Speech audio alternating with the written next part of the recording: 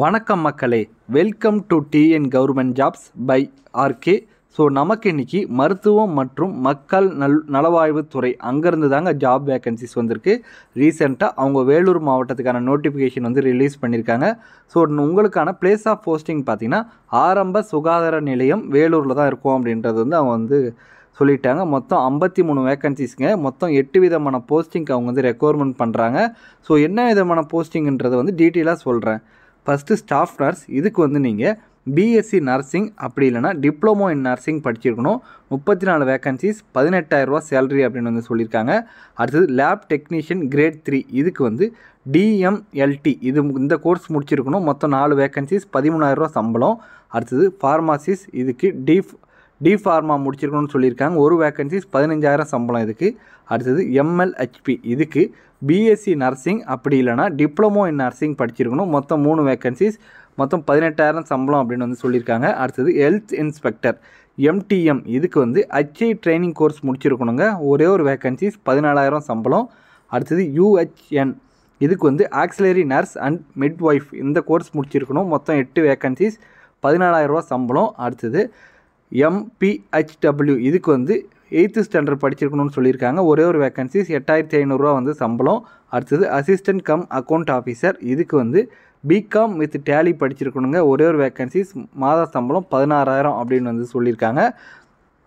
So இதிலுக்கு நீங்கள் வந்து eligibility அப்படின்னா அவங்களோட அப்ளிகேஷன் ஃபார்ம் ஒன்று கொடுத்துருக்காங்க. அந்த அப்ளிகேஷன் ஃபார்மை நீங்கள் டவுன்லோட் பண்ணி அதற்கான டீட்டெயில்ஸ்லாம் ஃபுல் பண்ணி ஸோ இந்த குறிப்பிட்ட அட்ரஸுக்கு வந்து நீங்கள் வந்து கொரியர் பண்ணணும் அப்படின்னு வந்து சொல்லியிருக்காங்க. கொரியர் பண்ண வேண்டிய கடைசி நாள் பார்த்திங்கன்னா 29/8/2025 மாலை 5 மணிக்குள் உங்களுக்கான கொரியர் வந்து அவங்களுக்கு ரீச் ஆகிடணும். ஸோ 29/8/2025 தான் கடைசி நாள் அப்படின்னு வந்து சொல்லியிருக்காங்க. அதுக்குள்ளே அவங்களுக்கு வந்து கொரியர் ரீச் ஆகிடணும் அப்படின்னு வந்து சொல்லியிருக்காங்க. ஸோ அட்ரஸ் சொல்கிறேன், கரெக்டாக நோட் பண்ணிங்க. செயலாளர், மாவட்ட நலவாழ்வு சங்கம் மற்றும் மாவட்ட சுகாதார அலுவலகம், பி பிளாக், 2வது மாடி, மாவட்ட ஆட்சியர் வளாகம், சத்துவாச்சாரி, வேலூர் மாவட்டம், வேலூர் 632009 அப்படின்ற பின்கோடுமே நீங்கள் வந்து போட்டுங்க. உங்களுக்கு ஏதாவது சந்தேகம் அப்படின்னா அவங்களோட லேண்ட்லைன் நம்பர் 0416225225 இந்த நம்பருக்கு ஃபோன் பண்ணி உங்கள் சந்தேகத்தை வந்து கேட்டுக்கிட்டு அதுக்கப்புறம் வந்து கொரியர் பண்ணுங்கள்.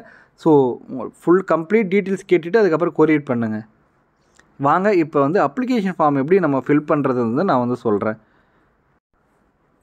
ஸோ இதுதான் வந்து அவங்களோட அஃபிஷியல் அப்ளிகேஷன் ஃபார்ம் டவுன்லோட் பண்ணதுக்கப்புறம் ரைட் சைடில் ரீசன்ட் பாஸ்போர்ட் சைஸ் ஃபோட்டோ உங்களது ஒட்டிட்டு விண்ணப்பதாரரின் பெயர், உங்களோட பெயர், யார் வந்து கேண்டிடேட்டோ அவங்களோட பெயர், அடுத்தது அவங்க அப்பாவோட பெயர், அதுக்கப்புறம் உங்களோட பிறந்த தேதி மற்றும் வயது ரெண்டுமே வந்து மென்ஷன் பண்ணிவிடுங்க. அடுத்தது என்ன போஸ்டிங் நீங்கள் வந்து அப்ளை பண்ணுறீங்க போஸ்டிங்கோட நேமும் வந்து நீங்கள் வந்து எழுதிடுங்க. அடுத்தது சாதி சான்றிதழ் கம்யூனிட்டி சர்டிஃபிகேட் எழுதிட்டு நீங்கள் ஒரு ஜெராக்ஸ் காப்பியும் வைக்கணும் அப்படின்னு வந்து சொல்லியிருக்காங்க. அடுத்தது உங்கள் ஆதார் நம்பர் எழுதிட்டு உங்கள் ஆதார் கார்டு ஜெராக்ஸுமே வந்து அது கூட அட்டாச்மெண்ட் பண்ணிவிடுங்க. அடுத்தது உங்களோட mobile number and email ID.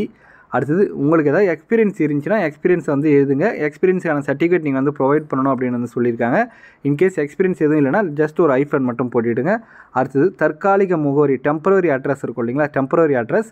அடுத்தது பர்மனெண்ட் அட்ரஸ் ரெண்டுத்துமே வந்து ஃபில் பண்ணிவிடுங்க. சிலருக்கு வந்து பார்த்திங்கன்னா பர்மனெண்ட் அட்ரஸ் மட்டும்தான் இருக்கும். ஸோ தற்காலிக அட்ரஸ்லையுமே வந்து நீங்கள் ஐஃபன் பண்ணிட்டு பர்மனெண்ட் அட்ரஸ், அதாவது நிரந்தர முகவரியில் உங்களோட பர்மனெண்ட் அட்ரஸ் வந்து நீங்கள் வந்து எழுதிக்கிங்க.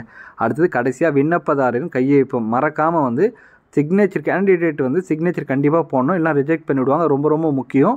அது கூட ஆதார் ஜெராக்ஸை வந்து நீங்கள் அட்டாச்மெண்ட் பண்ணிவிடுங்க. அடுத்தது உங்கள் கம்யூனிட்டி சர்டிஃபிகேட் இதுவுமே வந்து நீங்கள் வந்து அட்டாச் பண்ணிவிடுங்க, மறந்துடாதீங்க. ஸோ அவ்வளோதான் ஃப்ரெண்ட்ஸ், இதோட அந்த வீடியோ முடியுது. இந்த வீடியோ பிடிச்சிருந்துச்சுன்னா லைக் பண்ணுங்கள், ஷேர் பண்ணுங்கள் மற்றும் உங்கள் நண்பர்களுக்கு தெரிவிங்க.